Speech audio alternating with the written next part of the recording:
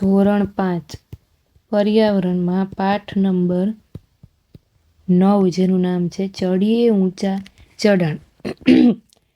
ફેબ્રુઆરી 2, 1984ની વાત છે. પર્વતારોહણ છાવણી એટલે કે માઉન્ટેનિયરિંગ કેમ્પ, નહેરુ પર્વતારોહણ સંસ્થા, ઉત્તર કાશીની વાત છે. અમે પર્વતારોહણ છાવણીમાં હતા અને ખૂબ જ ઉત્સાહમાં હતા કેમ કે પર્વત ચડવાનો હતો. અમારામાંથી 20 કેન્દ્રીય વિદ્યાલયના શિક્ષકો હતા. સાથે થોડીક મહિલાઓ બેંક ને બીજી સંસ્થામાંથી હતી. આજે છાવણીનો બીજો દિવસ હતો. સવારે હું મારી પથારીમાંથી ઉઠીને પગ નીચે મૂકવા ગઈ ત્યાં તો દર્દથી ચીસ પાડી ઉઠી. મને યાદ આવ્યું કે ગઈકાલે હું મારી પીઠ પાછળ વજનદાર થેલા સાથે 26 કિલોમીટર ચાલી હતી. મને તે સાંકડા ખરબચડા અને સીધા ચઢાણવાળા રસ્તા પર ફરીથી ચડવામાં બીક લાગતી હતી. મારી આંખોમાં આંસુ સાથે મેં બ્રિગેડિયર જ્ઞાનસિંહ, જે અમારા સાહસિક પ્રવૃત્તિઓના માર્ગદર્શક હતા, એમના રૂમ તરફ ધીમે ધીમે જવાનું ચાલુ કર્યું. હું વિચારતી હતી કે આજના દિવસની મુસાફરી માટે હું શું બહાનું કાઢીશ. અચાનક જ મેં પાછળથી એમનો ભારે અવાજ સાંભળ્યો. મેડમ, તમે સવારના નાસ્તાનો સમય અહીં શું કરો છો? ઉતાવળ કરો, નહીં તો તમારે ભૂખ્યા પેટે મુસાફરી કરવી પડશે. સાહેબ તો એનાથી વધારે બોલી ન શકાણું. તમારા પગમાં ફોલ્લા પડ્યા છે, તમે ચાલી નહીં શકો. તમે એ જ કહેવા આવ્યા હતા ને? એના સાહેબને ખબર પડી ગઈ. હા સાહેબ, આમાં કંઈ નવું નથી, હવે ઝડપથી તૈયાર થઈ જાઓ. જો એના પગમાં ફોડલા ચાલી વજન ઉપાડીને થઈ ગયા હોય છે. હું વિલા મોઢે તૈયાર થવા માટે ભાગી. હું જવા માટે પાછળ ફરીને મેં તેમનો અવાજ ફરી સાંભળ્યો. સાંભળો મેડમ, તમે જૂથ 7ના નાયક છો. તમારે જેને ચડવામાં મુશ્કેલી હોય એને મદદ કરવાની રહેશે. તમને પહેલાંથી પર્વતારોહણમાં જૂથ નાયકની જવાબદારી જણાવવામાં આવી છે. હવે તમે ક્યારે પર્વત જોયા છે કે તમે ક્યારે ચડ્યા છો પર્વત ઉપર, એ તમારે બતાવવાનું. એક ધારું તમે કેટલા દૂર સુધી ચાલ્યા છો, કેટલા કિલોમીટર સુધી તમે એક ધારું ચાલી શકો ને તમે કેટલે ઊંચે સુધી જઈ શકો. બરાબર. જૂથ નાયકે શું કરવાનું હોય છે એ વિશે મેં વિચારવાનું ચાલુ કર્યું. એક તો બીજાને તેમનો સામાન લઈ જવા મદદ કરવાની હોય, જૂથને આગળ જવા દેવાનું, જે લોકો ચડી ન શકતા હોય પર્વત એની મદદ કરવાની, જેમ કેપ્ટન હોય ક્રિકેટમાં એવી રીતે. રોકાણ અને આરામ કરવા સારી જગ્યા શોધવાની, જેની તબિયત સારી ન હોય એનું ધ્યાન રાખવાનું, જમવાની વ્યવસ્થા કરવાની.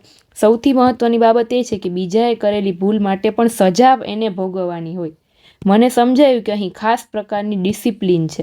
મને વિચાર આવ્યો કે શું છાવણી મારા માટે હજુ પણ આનંદદાયક રહેશે. જૂથ 7માં અસમ, મણિપુર, મિઝોરમ, મેઘાલય અને નાગાલેન્ડની છોકરીઓ હતી. આ જૂથમાં હું એક જ કેન્દ્રીય વિદ્યાલયની શિક્ષક હતી. હું મારા જૂથના નવા સભ્યોને મળીને ખૂબ ખુશ હતી. એમાંના ઘણા હિન્દી બોલી શકતા નહોતા. અમે 21 દિવસ સાથે રહ્યા. એમ છતાં મિઝોરમમાંથી આવેલી એક છોકરી ખાનદોનબી સાથે હું એક વખત પણ વાત ન કરી શકી એમ કહે છે. તેનું મને દુઃખ લાગ્યું. તે ફક્ત મિઝો ભાષા બોલે છે. ક્યાંથી આવે છે? મિઝોરમમાંથી. તેમ છતાં અમે અમારા હૃદયથી એકબીજાની નજીક આવતા હતા કેમ કે કેટલાય સમયથી ત્યાં પર્વત ચડવામાં સાથે હોય એટલે ફ્રેન્ડ જેવું, બેનપણી જેવું થઈ જાય. બરાબર. અમને સવારના નાસ્તામાં વિટામિન સી, લો તત્વની ગોળી અને ગરમ ચોકલેટી દૂધ, આ બધું શક્તિ માટે ને ઠંડીમાં ગરમી જાળવી આપણા શરીરમાં એટલે આપવામાં આવતું. રોજ સવારે અમારી તબીબી તપાસ કરવામાં આવતી. અમે અમારી પટ્ટી બાંધતા અને બાકીના દિવસો ગણતા. 8 કિલોમીટરની મુસાફરી બાદ અમે એક નદી પાસે પહોંચ્યા. નદી પર એક કાંઠાથી બીજા કાંઠા સુધી જાડું દોરડું બાંધ્યું હતું અને દોરડું બંને બાજુથી ખીલ્લા સાથે મજબૂત બાંધેલું હતું. હું થોડી ગભરાતી હતી. મેં વિચારવાનું ચાલુ કર્યું કે જો દોરડું નીકળી જાય તો? આ નીચે નદી છે, અહીંયા દોરડું બાંધ્યું છે, નદી આવી રીતે દોરડા ઉપર ચડીને પસાર કરવાની હશે, એવી રીતે એ લોકોને કરવાનું હતું. એટલે આ જે છોકરી છે એ બીતી હતી. અમારા પ્રશિક્ષકે પોતાની કમરની આસપાસ દોરડું બાંધ્યું ને એની પર કડી ભરાવી. પછી એમણે તે કડી નદી પરથી પસાર થતા જાડા દોરડામાં પરોવી. ઠંડા પાણીમાં ચાલતા ચાલતા તે બીજી બાજુ પહોંચ્યા. ઝડપથી વહેતી નદીમાં જવા કોઈ તૈયાર નહોતું કેમ કે નદી બહુ ઝડપથી વહેતી હોય, ઉપર દોરડા બાંધીને જવાનું, કેવી બીક લાગે. દરેક જણ એકબીજાને પહેલા મોકલવા ધક્કા મારતા હતા. એક કે તું પહેલો જા, એક કે તું પહેલી જા. બરાબર. બધાને બીક લાગતી હતી. તે હારમાં હું છેલ્લે ઊભી હતી ને એ આશાએ કે મને કોઈ જોશે નહીં. પણ અમારા પ્રશિક્ષક હાથમાં કડીને દોરડું લઈને મારી પાસે આવ્યા. મને લાગ્યું કે હવે નહીં છટકાય. હું તૈયાર થઈ ગઈ પણ હિંમત ચાલતી નહોતી. સાહેબ મારો ડર જાણી શક્યા નહીં. એમણે મોટેથી કહ્યું, સંગીતા મેડમ, માટે 3 હર્ષનાદ, અને મને ખબર પડે તે પહેલાં કોઈએ મને ધીમેકથી પાણીમાં ધક્કો માર્યો. મને મારા પગ થીજી ગયા હોય એવું લાગ્યું, કેમ કે એકદમ ઠંડુ પાણી હતું. હું ધ્રુજવા લાગી, મારા દાંત કકડવા લાગ્યા. મેં દોરડું પકડ્યું અને મક્કમતાથી મારા પગ નદીના તટ પર મૂક્યા. જેવું પાણીમાં ચાલવાનું ચાલુ કર્યું, નદી ઊંડી થતી હતી અને ધીમે ધીમે પાણી ક્યાં સુધી આવી ગયું, એના ગળા સુધી આવી ગયું. હું ખૂબ જ ડરેલી હતી ને ખૂબ ઠંડી પણ લાગતી હતી. દોરડું મારા હાથમાંથી સરકી રહ્યું હતું ને હું મદદ માટે બૂમ પાડી રહી હતી. મને લાગતું હતું કે હું નદીમાં તણાઈ જઈશ, પણ ના, મેં જોયું કે હું તો કડીથી બંધાયેલી હતી, છતાં પણ એમને બીક લાગતી હતી. હું અવાજ સાંભળી શકતી હતી, દોરડું પકડો, દોરડું પકડો. મેં જેમ તેમ દોરડું પકડવા પ્રયત્ન કર્યો અને મારી જાતને આગળ ધકેલી. ધીમેથી થોડી હિંમત સાથે હું નદી કિનારે પહોંચી. હું નદીમાંથી જ્યારે બહાર આવી ત્યારે એને એકદમ ખુશી હતી. શું કામ? તો કે એને જે ડર લાગતો હતો એને પાર કરીને બતાવ્યું. પડકારરૂપ કાર્ય પાર પાડવાની ખુશી હતી. હવે એ કિનારે ઊભી રહી અને બીજાને દોરડું મજબૂતાઈથી પકડવા કહેતી હતી. મને ખબર હતી કે તમે આત્મવિશ્વાસ સાથે હિંમતભેર પડકારનો સામનો કરવાનું આ પરિણામ હતું. પર્વતારોહણ કરવા કેવા પ્રકારના સાધનની જરૂર પડે? તમે ક્યારેય પર્વત ચડ્યા હો તો તમને ખ્યાલ હોય. તમે ક્યારેય કડીને દોરડું બીજા કોઈ કાર્ય માટે ઉપયોગ થતું જોયું છે? જો તમારે પર્વત પરની નદી પાર કરવાની હોય તો તમે બીજા કયા ઉપાય કરી શકો? કેવી રીતે તમે નદીને પાર કરી શકો?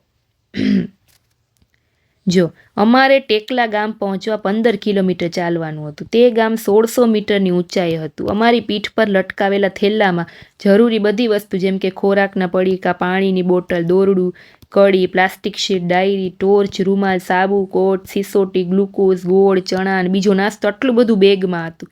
અમે પગથિયા જેવા ખેતરમાં ફળો અને શાકભાજી વાવેલા જોઈ શકતા હતા. અમે કર્નલ રામસિંહને 90 મીટરની ઊંચાઈએ સપાટ ખડક ઉપર ખિલ્લા અને દોરડા સાથે ઊભેલા જોયા. જો આવી રીતે ચડવાનું હતું છે.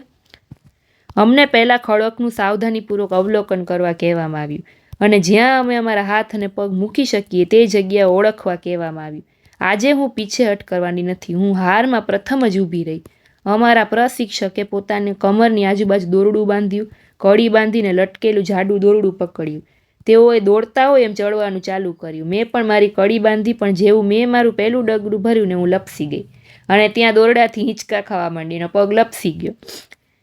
ચડતી વખતે તમારું શરીર 90 અંશના ખૂણે રાખ્યું એવું કોકે એને કીધું. તમારી પીઠ સીધી રાખો, વાળવાની નહીં, તો નહીં લપસો, એમ કોકે જોરથી કોક બોલ્યું. તે ધ્યાનમાં રાખી મેં અનુભવ્યું કે ખડક સપાટ જમીન જેવા છે અને ચડવાનું ચાલુ કર્યું. પછી જ્યારે નીચે ઉતરવાનું હતું, જેમાં દોરડાનો ખાસ પ્રકારે ઉપયોગ થાય છે, જેને રેપલિંગ કહેવાય છે, તો મેં તે ડર રાખ્યા વગર એ પણ કર્યું. તમે કોઈ દિવસ ઝાડ ઉપર ચડ્યા છો તો તમને ખ્યાલ હોય કે આમ ઉપર ચડો ત્યારે પગ આપણા કેવા કોક લપસી જતા હોય છે, અને કઈ રીતે તમે તમારું શરીરને બેલેન્સ રાખો છો ચડવામાં. અથવા તમે ક્યારેય કોઈ નાની દિવાલ ઉપર ચડ્યા હોય તો પણ તમને ખ્યાલ હોય. જો એક રમૂજી બનાવ. સાંજ હતી. ખાનદોનબીને ભૂખ લાગી હતી, જે મિઝોરમની હતી ને છોકરી, એને. અમારી પાસે કંઈ જ ખાવાનું નહોતું. તે વાળ કૂદીને ખેતરમાં ગઈ. તેણે ઝડપથી 2 મોટી કાકડી તોડીને પાછી આવી. તરત જ એક સ્ત્રી પાછળથી આવીને એને બેગથી પકડી. તે ખાનદોનબીને પોતાની ભાષામાં કંઈક કહેવા લાગી. અમે તે શું કહી રહી છે એ સમજી ન શક્યા. ખાનદોનબી તેને મિઝો ભાષામાં સમજાવવાનો પ્રયત્ન કરતી હતી, એ પણ ન સમજાણું. મેં હિન્દીમાં સમજાવવા પ્રયત્ન કર્યો, પરંતુ બંનેમાંથી એક પણ ભાષા એ સ્ત્રી સમજતી નહોતી અને પછી મેં મારા હાથે માફી માંગી. એટલામાં અમારું જૂથ ખૂબ જ દૂર જતું રહ્યું. અંધારું થઈ ગયું. મને લાગ્યું કે અમે રસ્તો ભૂલી ગયા છીએ. હવે અમે સાચે જ ડરી રહ્યા હતા અને અમારી બેટરીથી પણ રસ્તો નહોતો, કેમ કે અંધારું થઈ ગયું હતું. પર્વત ઉપર તો કાંઈ ન દેખાય. ઠંડી હોવા છતાં મને પરસેવો થવા લાગ્યો.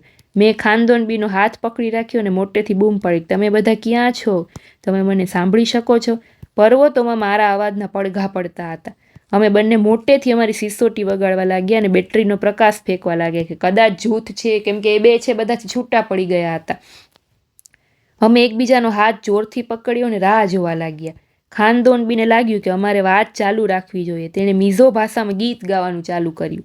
થોડા સમય પછી અમે જૂથના સભ્યોને અમારી તરફ આવતા જોયા અને પછી અમે પાછા જૂથ સાથે થઈ ગયા છે. તમારા વર્ગમાં કોઈ એવું છે કે જેની ભાષા તમને સમજાતી ન હોય? કેમ કે અલગ અલગ ભાષા બોલતા હોય ઘણા લોકો, છે તમને ના સમજાતી હોય. તમે ક્યારે રસ્તો ભૂલી ગયા છો? તમે ક્યારેક મેળામાં ગયા હો અને ક્યારેક મમ્મી પપ્પાથી અલગ ખોવાઈ ગયા હો તો રસ્તો ભૂલી ગયા હો, બરાબર? પછી રાત્રિ ભોજન બાદ અમે ખાસ મહેમાન બચેન્દ્રી પાલને મળ્યા. તે હમણાં જ માઉન્ટ એવરેસ્ટ ચડવાની ટુકડીમાં પસંદગી પામ્યા છે. તેઓ બ્રિગેડિયર જ્ઞાનસિંહના આશીર્વાદ લેવા આવ્યા હતા. તે સાંજ ખુશીની હતી. અમે ગીતો ગાતા હતા. બચેન્દ્રી પણ અમારી સાથે પ્રખ્યાત પહાડી ગીત બેડું પાકો બારામાસા કફલ પાકો ચેતા મેરી છેલા એ ગાવામાં એના પર નૃત્ય કરવામાં જોડાયા. આ પહાડી ગીત છે. તે સમયે અમને ખબર નથી કે બચેન્દ્રી પાલ ભારતની માઉન્ટ એવરેસ્ટ ચડવાવાળી પ્રથમ મહિલા બનશે. બચેન્દ્રી પાલ છે એ ભારતનો માઉન્ટ એવરેસ્ટ ચડવાવાળી પ્રથમ મહિલા છે. નામ યાદ રાખજો. અમે 2134 મીટરની ઊંચાઈ ઊભા હતા. અમારે રાત્રે અહીં વિતાવવાની હતી. દરેક જણ તંબુ બાંધવામાં વ્યસ્ત હતા. અમે તંબુ માટે અને પાથરવા માટે 2 પળની પ્લાસ્ટિક ચાદરનો ઉપયોગ કર્યો અને ખીલાઓ મારી તંબુ લગાવવા લાગ્યા. જેમ જેમ અમે એક બાજુથી એને બાંધતા તરત જ બીજી બાજુથી પવન એને ઉડાડી દેતો, કેમ કે એકદમ પવન હતો. તંબુ છે ઉડી જ જતો હતો. ખૂબ જ ખેંચતાણ પછી અમે તંબુ બાંધી શક્યા. પછી અમે તંબુની આસપાસ શું કર્યું તો કે ખાડો ખોદ્યો. જો આ તંબુ બાંધે છે એનું ચિત્ર છે. અમને ખૂબ ભૂખ લાગી. અમે ચૂલો બનાવવા માટે લાકડા, પથ્થર તથા અન્ય સામગ્રી શોધ્યા અને ખોરાક રાંધ્યો. જમ્યા પછી છાવણીની આસપાસનો કચરો ભેગો કરીને બેગમાં ભર્યો. ઝડપથી અમે અમારી સુવાની બેગમાં ગયા. હું તેમાં સૂઈ શકીશ કે નહીં એના વિશે ચોક્કસ નહોતી. શું તેમાં ઠંડી નહીં લાગે, પરંતુ તે બેગ એકદમ મુલાયમ પીછાથી ભરેલી હતી કે જે અમને ગરમ રહેવામાં મદદ કરે છે. અમે બધા ખૂબ જ થાકી ગયા હતા એટલે તરત જ સૂઈ ગયા.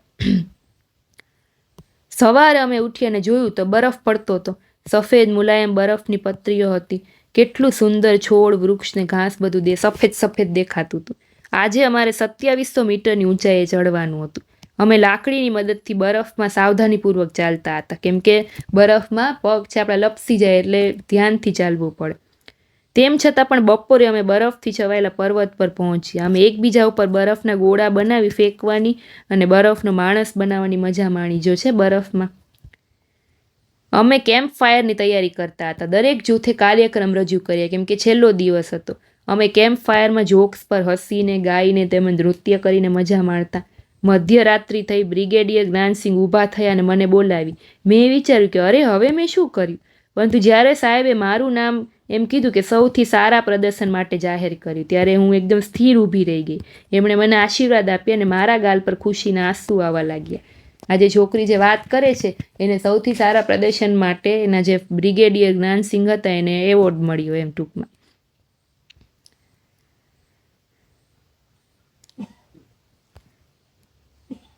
પર્વતની ટોચ ઉપર એકલા. જો પર્વતમાં રહેતી 12 વર્ષની છોકરી શાળાની પિકનિકમાં બહાર આવી. એણે એના મિત્રો સાથે 4000 મીટર પર્વતની ટેકરી પર ચઢાણ કર્યું. છોકરીઓએ આ સાહસ મજા માટે કર્યું. જલ્દી અંધારું થઈ ગયું અને તેઓ નીચે આવી શક્યા નહીં. તે ઠંડી રાત હતી અને ડરામણી હતી. તેઓ કોઈ પણ ખોરાક વગર એકલા હતા અને લાંબી રાત્રિ હતી. આ બચેન્દ્રી પાલ જોડે બન્યું હતું કે જ્યારે તે નાની છોકરી હતી.